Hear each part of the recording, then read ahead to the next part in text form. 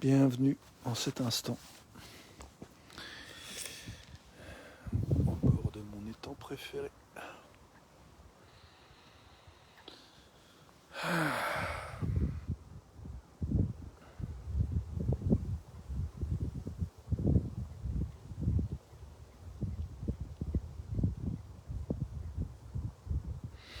Je suis en train de chercher comment j'ai envie d'aborder ces notions que je suis en quête d'intégration.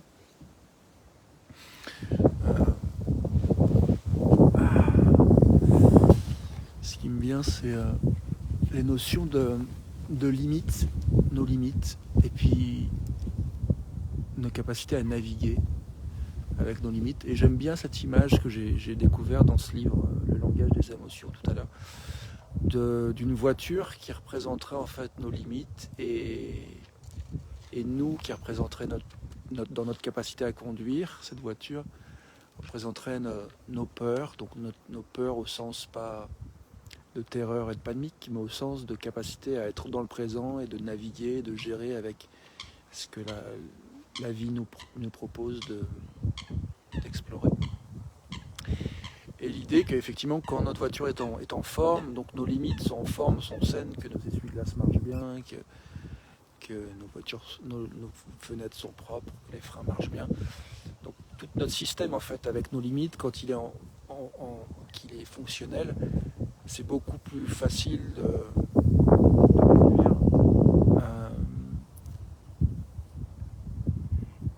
En particulier s'il y a des choses un petit peu difficiles, challengeantes comme un orage ou voilà, une route un peu glissante. Tout de suite, si notre voiture est en moins bon état, ça devient beaucoup plus compliqué. Notre peur est en fait comme super stimulée en fait. Si notre voiture est une épave, on sait que les freins sont lisses ou que les freins marchent pas bien, on peut du coup être en fait notre peur, du coup notre vigilance est vraiment super stimulée. Du coup, ça devient difficile de passer de conduire et en particulier quand il y a des dangers qui se présentent sur la route. Et j'aime bien le parallèle en fait avec le fait que effectivement si nos limites sont pas bien claires, si on conduit une épave en fait, si donc notre psychologie est un petit peu en vrac, nos limites psychologiques, du coup toute relation avec les autres ça peut sembler comme un danger, on peut partir vite dans la parano. Et du coup c'est important urgemment de prendre soin de restaurer nos capacités à être en bonne forme, en bonne santé, psychologiquement. Ça me parle bien cette image-là. Donc je viens de lire ça et je trouve que ça me fait écho en fait. Et je vois un exemple, si tu veux, concret qui pour moi qui m'arrive où là je vois que j'ai à redéfinir en fait mes limites et à vraiment dessiner des limites saines. Il y a plusieurs exemples qui me viennent, mais là en particulier, je vois sur Facebook où parfois j'ai des commentaires en fait de mes vidéos, de ce que je publie. Récemment, il y a sur cette notion de méditation, des choses qui ont été dites, mais pas uniquement. Je vois qu'il y a plein d'autres moments où voilà, j'ai parfois été mal à l'aise en fait, de pas être super clair sur ce que je voulais faire des commentaires qui m'étaient offerts, que toi et d'autres m'ont offert. Et ça m'a parfois été difficile de trouver en fait un positionnement juste. Et je crois que je suis encore en train de chercher en fait le positionnement juste.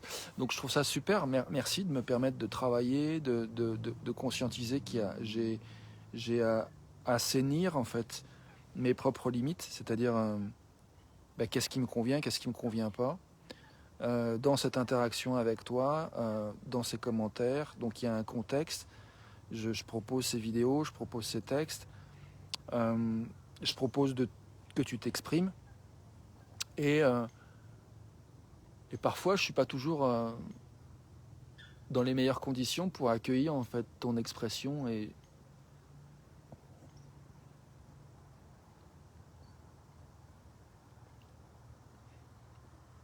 Et du coup, ça me pose question. Ça me pose question sur comment je peux affiner, préciser mon positionnement de moi à moi, de moi à toi. Et du coup, comment je peux contribuer à ce qu'ensemble, on avance, on prenne conscience de ce qui est important pour nous, de nos limites, de nos saines limites, de notre saine structure, là où on commence, là où on finit. Et je repense à l'image de la voiture.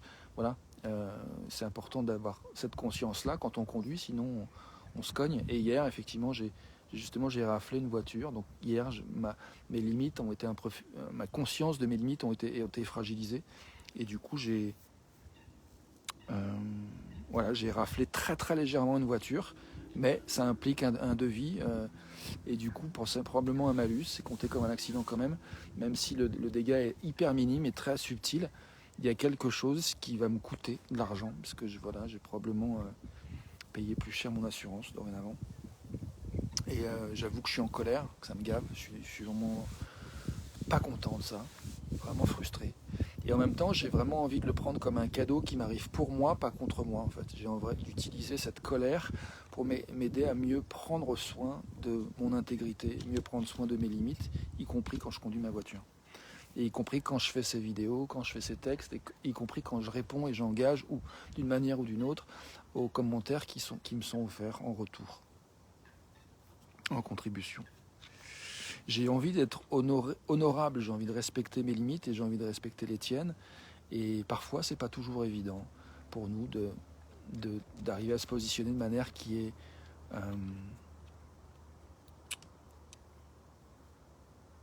saine, nourrissante, harmonieuse, agréable, plaisante, constructive.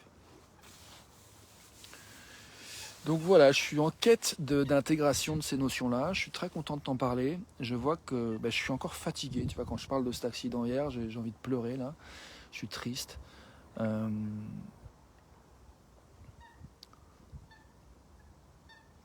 suis irrité, je suis agacé, je suis furieux, je me sens impuissant. Enfin voilà, il y a une espèce de cocktail de différentes émotions qui passent, ça fluctue.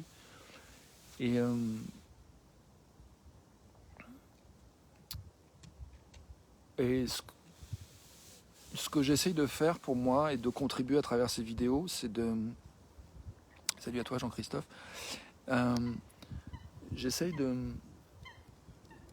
de cultiver en fait la capacité, donc par la pratique, à travers cette vidéo, j'essaie de cultiver.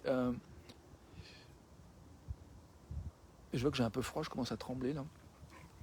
Donc j'ai besoin de chaleur. Donc voilà, j'ai aussi ça qui vient un peu, qui est présent, qui fait que ça, c'est un peu un challenge supplémentaire, en plus de ma fragilité, de ma fatigue.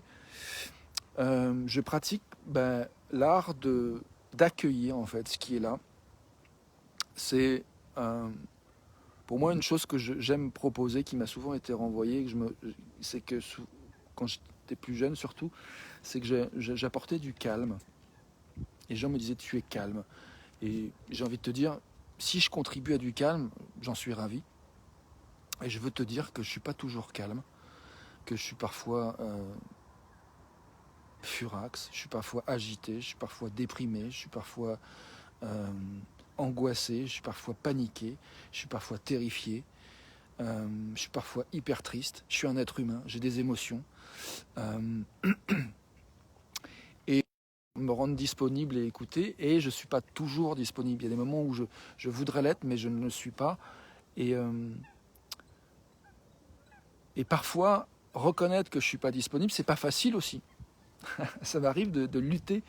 Et là, je prends conscience que j'ai envie de plus en plus clairement, de savoir reconnaître mieux quand je suis disponible et quand je ne le suis pas, ou quand je le suis moins.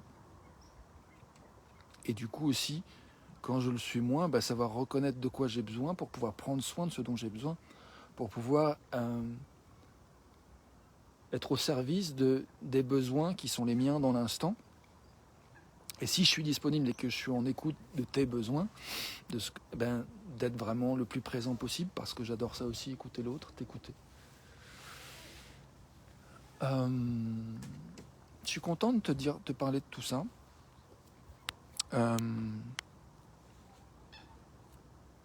crois que vraiment je fais ces vidéos parce que j'ai envie de laisser savoir que j'ai envie qu'on se prenne rendez-vous pour faire le travail qui consiste à aller accueillir ce qui est là pour toi et de permettre de laisser si tu veux, la spéléologie se faire, c'est-à-dire descendre dans les méandres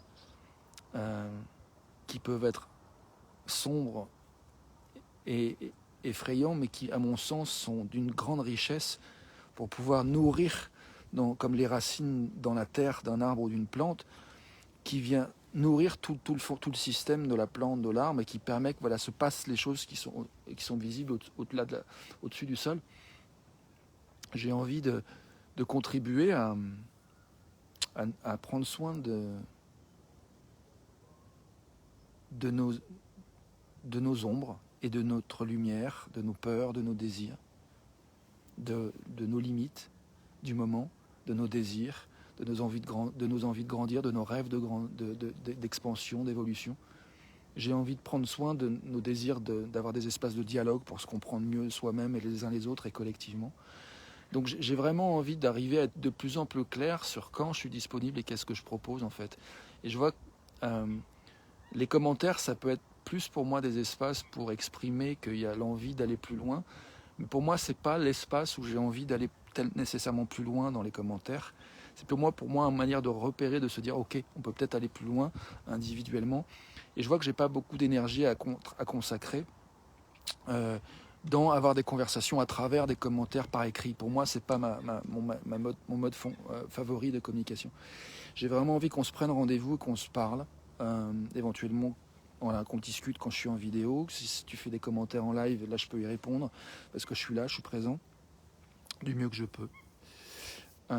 J'espère être assez clair. Si c'est pas clair, si tu as des questions,